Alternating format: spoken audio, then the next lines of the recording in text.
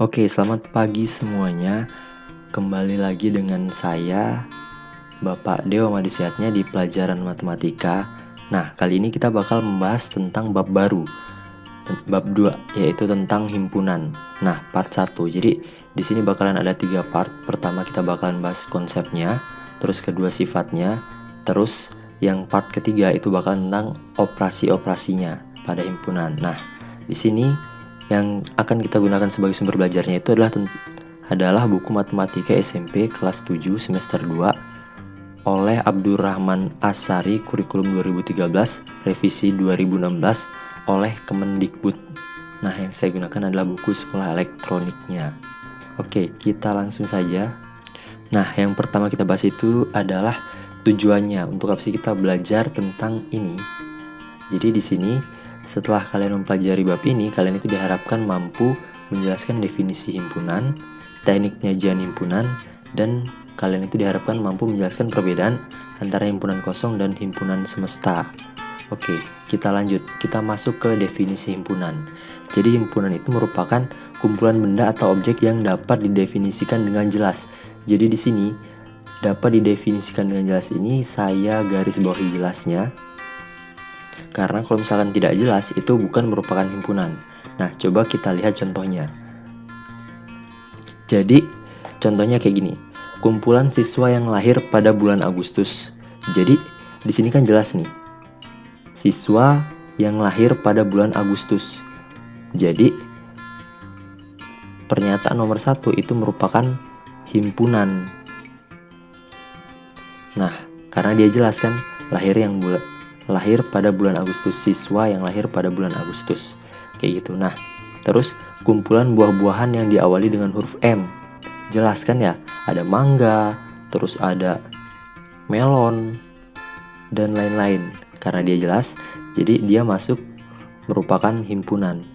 Nah, kumpulan siswa tinggi di kelas 7F, siswa tinggi. Jadi di sini kalau tinggi itu kurang jelas. Jadi nggak jelas. Bisa aja kayak misalkan siswa A itu lebih tinggi daripada siswa B. Jadi misalkan gini, ada 3 siswa A, B, C. Ini tingginya, B itu tingginya 120, A itu tingginya 100 cm. Misalkan ini ya. Terus C itu tingginya misalkan 130. Nah, menurut B, C itu tinggi. Tapi menurut B juga, A itu pendek. Tapi kalau menurut A, B dan C itu tinggi gitu. Dan kalau menurut C, B sama A itu sama-sama pendek. Karena dia lebih pendek dari dia. Karena tingginya 130 kan ya. Yang lainnya 120 sama 100 gitu. Makanya di sini tingginya ini relatif. Jadi harus didefinisikan supaya jelas dia, supaya jadi jelas kayak gini. Gitu. Makanya di sini nomor 3 itu adalah bukan merupakan himpunan. Nah, terus selanjutnya nomor 4. Nah, kalau mau benar harusnya kayak gini. Tingginya harus didefinisikan dengan jelas. Kumpulan siswa yang tingginya lebih dari 150, ini cm ya maksudnya, cm di kelas 7F. Jadi misalkan yang 150 cm itu ada Budi, Ani, sama Ridwan, kayak gitu.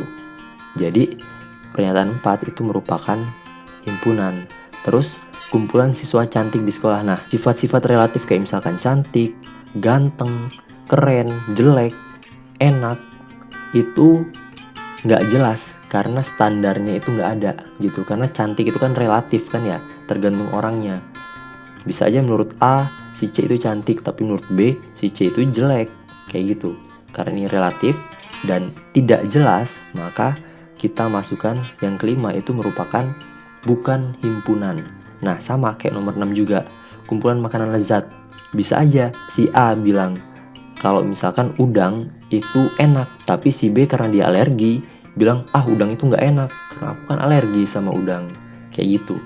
Lezat itu juga relatif, makanya lezat atau pernyataan 6 itu kita masukkan ke dalam bukan himpunan. Jadi di sini kalian bisa membedakan mana-mana pernyataan yang merupakan himpunan dan mana pernyataan yang bukan merupakan himpunan. Pokoknya kalau misalkan himpunan itu dia jelas jelas, sifat yang jelas gitu, pasti.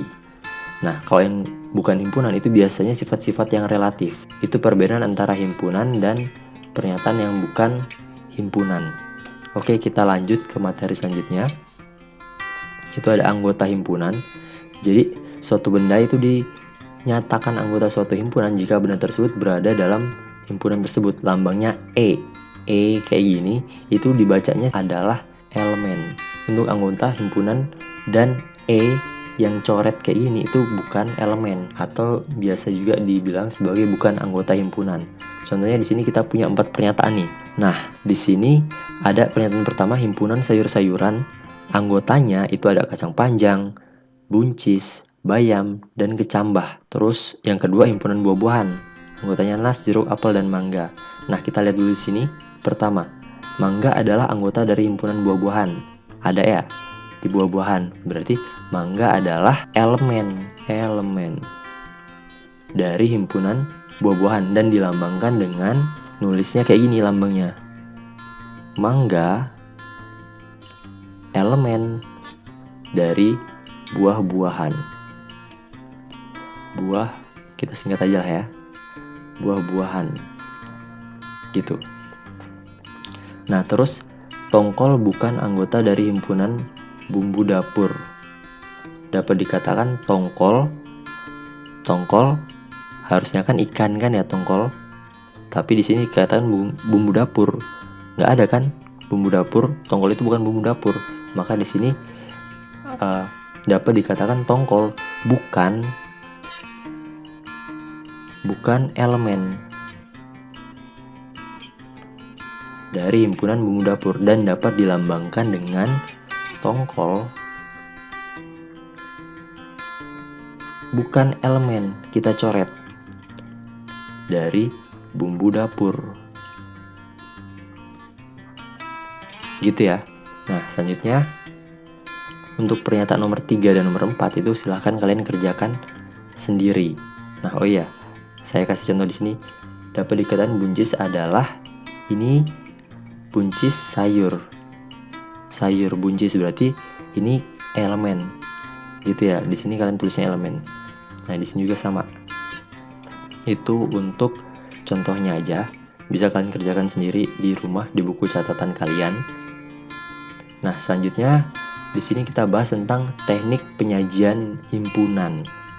Nah, jadi untuk menyajikan suatu himpunan itu bisa dilakukan dengan menggunakan beberapa cara. Nah, cara yang pertama itu dinyatakan dengan menyebutkan anggotanya atau biasa disebut sebagai enumerasi.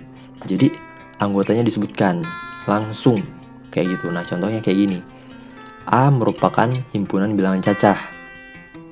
Nah, bilangan cacah itu kan mulai dari 0 sampai tak terhingga kan ya. Tapi kalian nggak perlu nulis 0, 1, 2, 3, 4, 5, 6, 7, 8, 9, 10 bla bla bla bla bla bla bla bla bla kayak gitu. Tapi kalian bisa nuliskan pakai tanda ini nih, titik 3 nih. Titik 3. Nah, artinya titik 3 ini itu adalah dan seterusnya mengikuti pola. Ini ya, dan seterusnya mengikuti pola.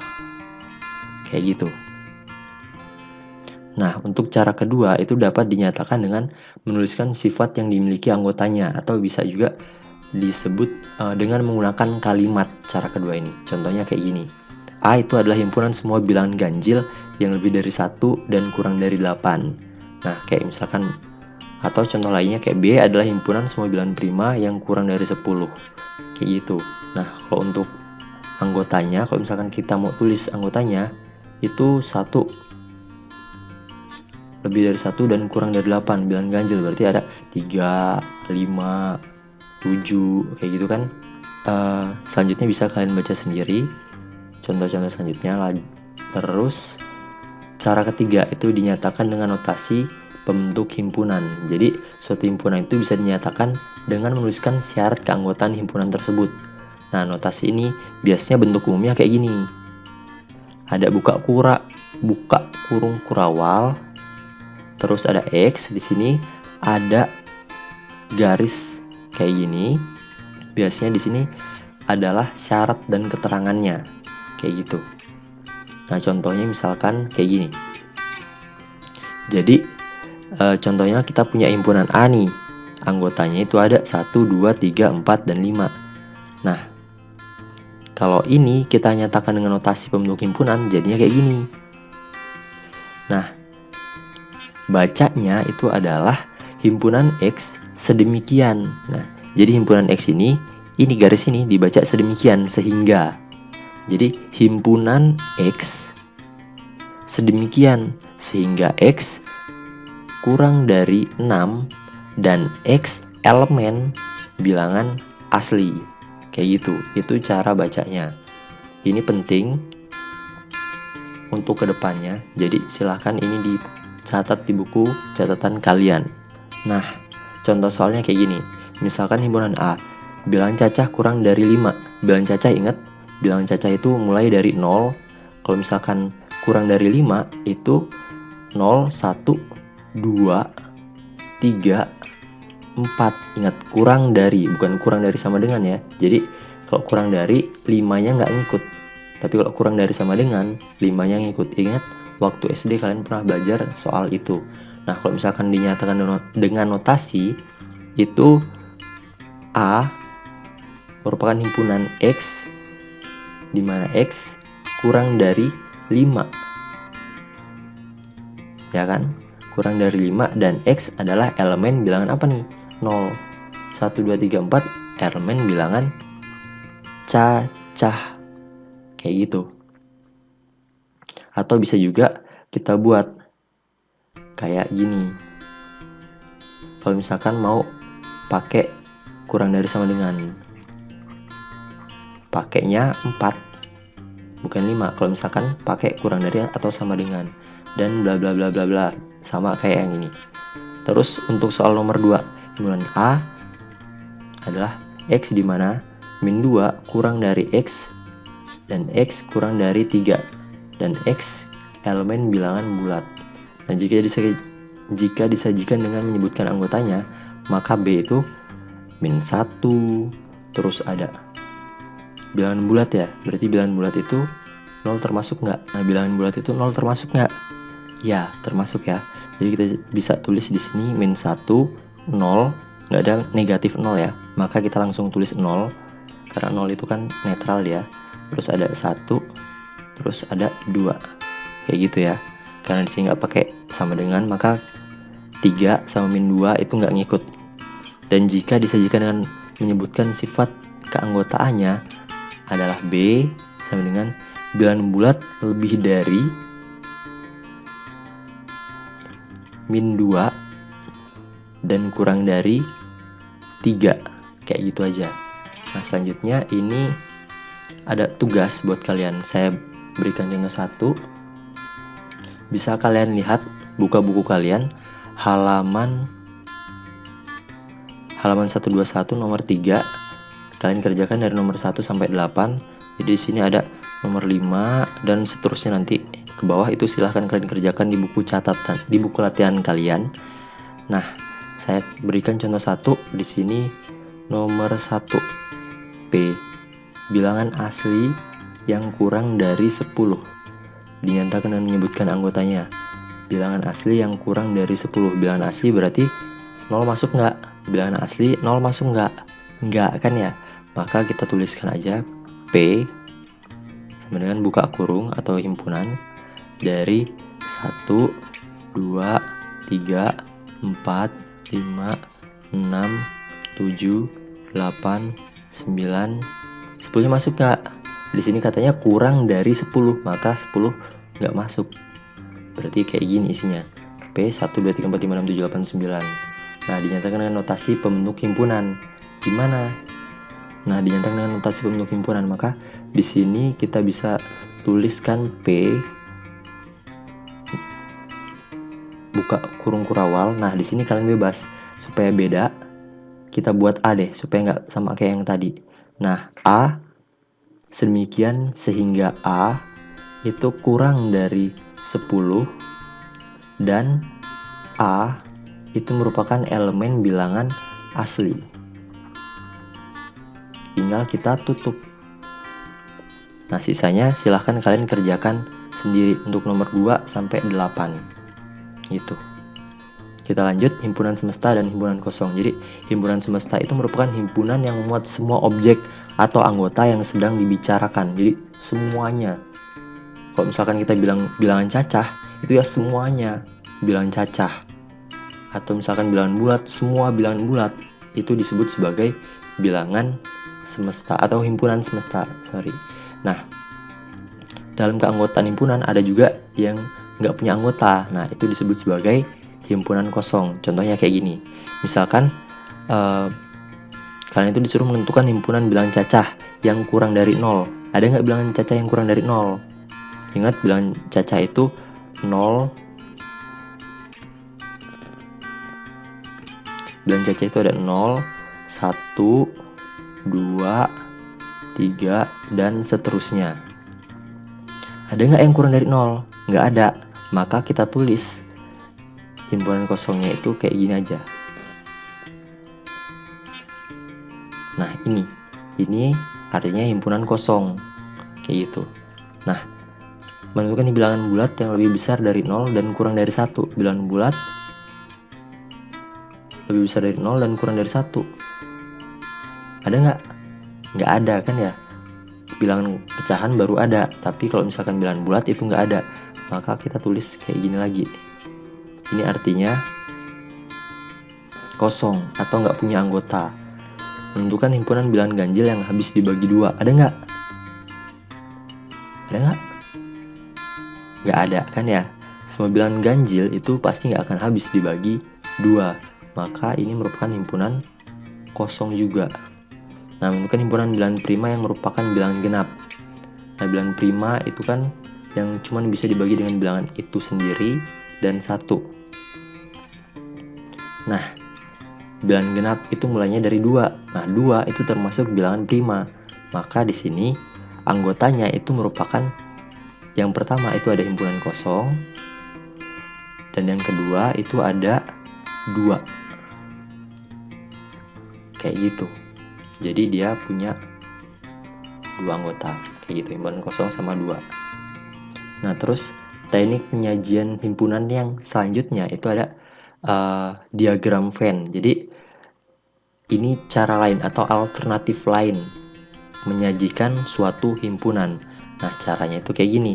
Pertama, himpunan semesta itu digambarkan sebagai persegi panjang dan huruf S diletakkan di sudut kiri atas. Ingat ya, di sudut kiri atas.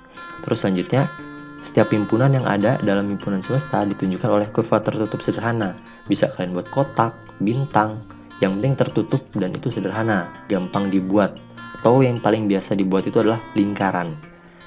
Terus, setiap anggota himpunan ditunjukkan dengan titik. Jadi ntar pakai titik supaya mudah. Terus yang keempat itu bila anggota suatu himpunan mempunyai banyak anggota, maka anggotanya tidak perlu dituliskan. Kayak gitu.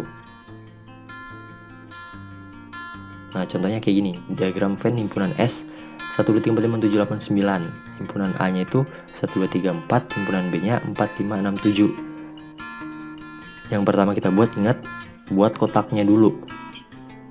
Nah, terus selanjutnya itu adalah kalian buat di sini, di pojok kiri atas itu adalah S. Di sini untuk himpunan semestanya. Nah, terus kalian buat deh. Di sini saya buat lingkaran yang paling mudah aja. Nah, lihat di sini 1, 2, 3, 4, 4, 5, 6, 7. Jadi ada anggota yang dimiliki oleh 2 himpunan. Jadi kita buatnya kayak gini.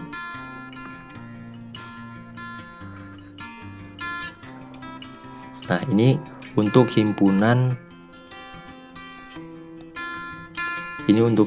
A, ini untuk himpunan B.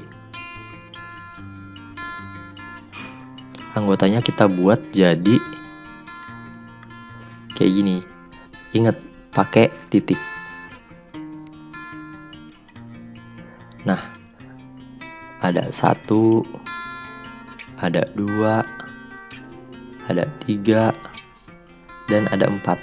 Untuk B-nya ada 4, ada 5, ada 6, ada 7. Nah, yang lain yang gak termasuk A dan B itu kan ada di himpunan semestanya. Kalian buat aja di luarnya. Ada 8 sama ada 9 kayak gitu. Jadi ini adalah cara membuat diagram Venn. Nah, sekian pembelajaran untuk hari ini. Semoga bermanfaat untuk kita semua. Dan jangan lupa selalu belajar, rajin cuci tangan, dan gunakan masker setiap kalian keluar dari rumah. Oke, terima kasih.